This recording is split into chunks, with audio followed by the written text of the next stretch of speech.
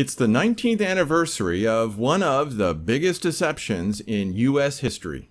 And that deception was followed by other frauds just as big. In fact, the lies have been piled so high and are so astonishing that we have forgotten why they have been lying to us. It's all about wealth. No, but that's not quite right. So let me make that phrase more accurate. It's all about the power that comes from wealth. Yes, now that is a more accurate statement. Unfortunately, the average person doesn't quite understand that sentence. Most people don't understand where wealth comes from. And they don't understand how wealth creates and preserves power.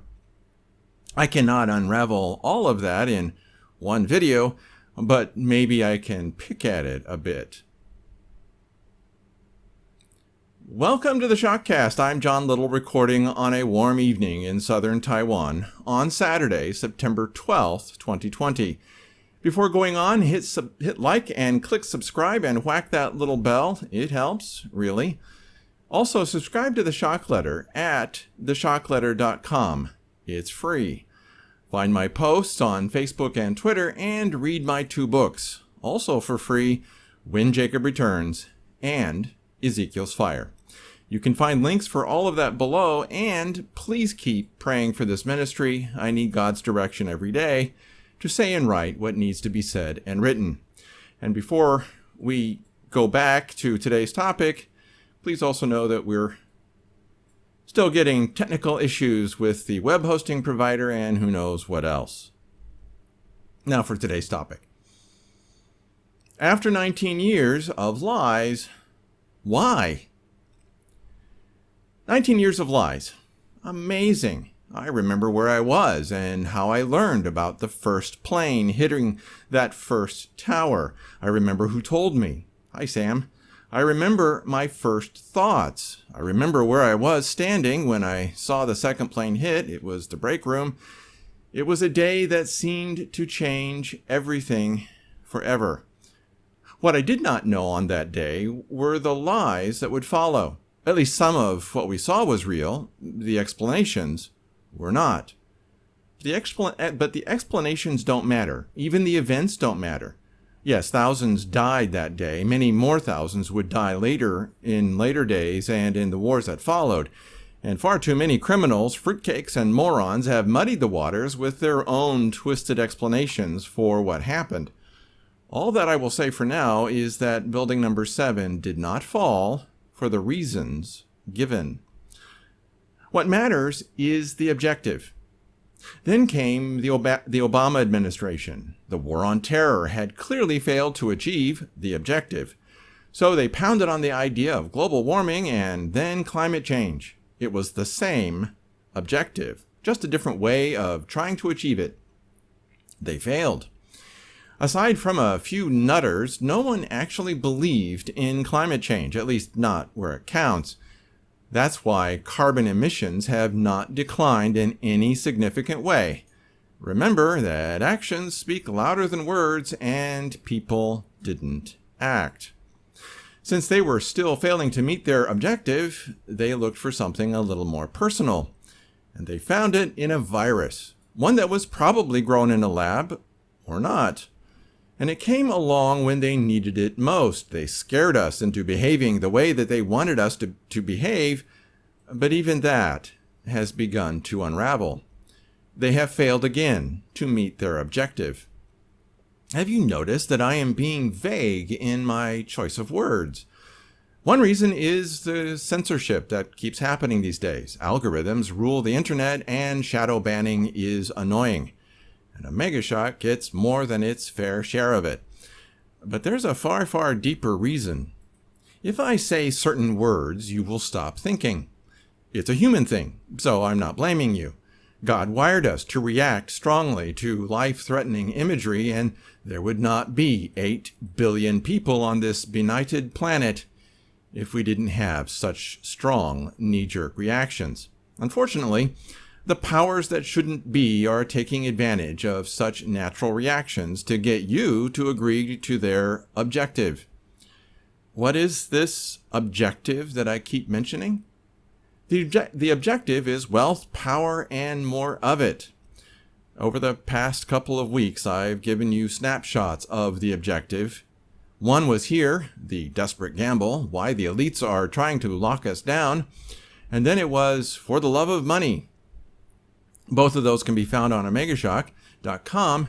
And then I've raised issues, the same issue further in the past in articles such as Where We Go From Here, Part 1, The Crisis of Financial Confidence, and then How We Got Here, Part 2, The Fear, the Money, and the Power. Actually, the list of posts that I have written about their objective is years long. In fact, it probably influences almost everything that I write. The problem is that most people don't pay much attention to the motivations of the elites until the dying begins. 3% of the world's population died as a result of World War II. It was the biggest war with the highest death toll in the history of mankind, and the next one will be worse. Why did we fight World War II? It was all about the objective. And you can find that objective in the following video that I tend to be talking about a lot. You can see the image of the first screenshot there. It's labeled JFK to 9/11, Everything is a Rich Man's Trick. As I said last week, that video is only one narrow slice of the whole picture, with one big error. The writer and narrator, Richard Connolly, believes that religion is also a rich man's trick. And I'm sorry, Richard, only a false religion is a rich man's trick. True religion is the enemy of rich men. I now find that I have quoted and referred to that video so much that I should probably provide an audio version for those who just want to listen.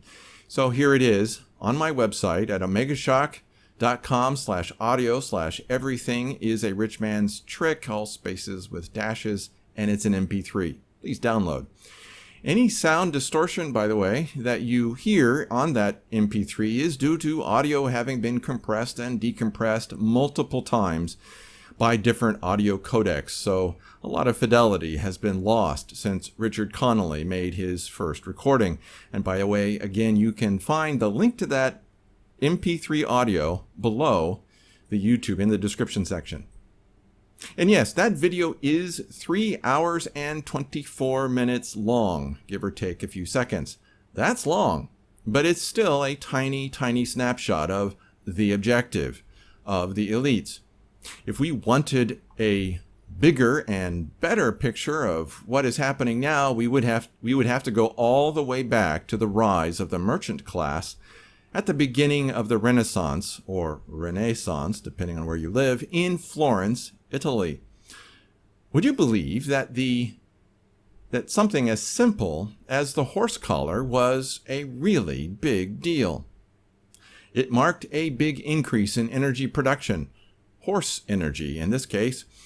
For the first time, a horse could pull more than its own weight, and that was a gigantic improvement over a harness that caused the poor animal to strangle itself before reaching peak effort. Fast forward to the first industrial revolution, and we had yet another massive energy boost: coal. More accurately, it was the burning of coal to generate steam to run water pumps, factories, and trains. Without coal, there would have been no first industrial revolution. Then we had oil and the second industrial revolution, which gave us the farm tractor. The tractor gave us the ability to reduce the percentage of the population that was involved in agriculture. In the 1700s, 90% of America's population were farmers.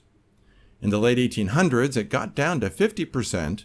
Today, farmers represent just 2% of America's population. Without such high farm productivity, you cannot have higher education, advanced science, or big cities. And that takes energy, lots of it.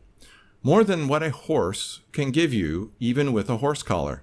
More than what coal can give you to run a steam engine.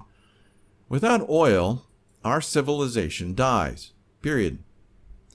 Each molecule of oil contains a massive amount of energy by weight and volume. There is no other molecule like it that is so easy to extract, refine, and then use safely. And all the experts knew that one day we would be unable to get more of it. And we've known this for decades. We even knew when it would happen.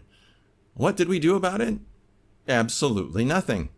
Sure, we went to war and killed a lot of people to protect our access to oil, but we didn't want to actually do anything substantial, such as reducing consumption and living simpler lives. Doing something that substantial would have ruined the profits of far too many, and it was far easier to pass the problem on to the next generation. Well, the next generation is here, and the problem is now bigger than ever, and there is still no solution. Why do you think that we invaded Iraq twice? Why do you think that the Arabs are finally telling the Palestinians to shut up as they make peace with Israel?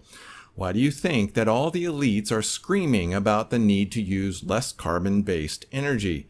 Why do you think that just as oil fracking companies were about to collapse, that the elites imposed a hysterical lockdown over a virus that is only as lethal as a really bad case of the flu?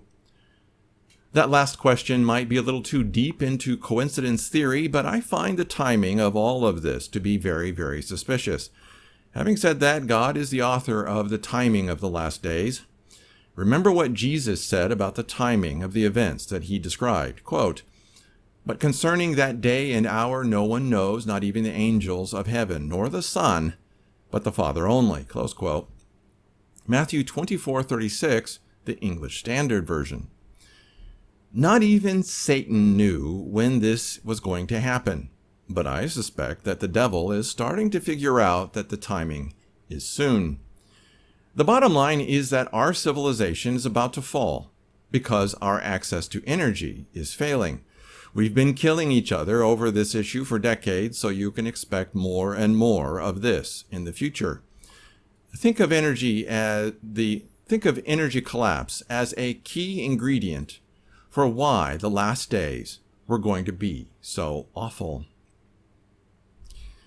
That's it for this Shotcast. Again, hit like, click subscribe, and whack that little bell. And please share this video or the MP3. After you have done all of that, leave a comment. I like seeing what you have to say about what was said here. Your input is welcome. Then help keep Omega Shock and the Shotcast alive. There's a link below that can help you do that. I did this for free for 8 years. Now I can't. Also, subscribe to The Shock Letter at theshockletter.com and read my books for free, When Jacob Returns and Ezekiel's Fire. You do not want to get caught by what is coming.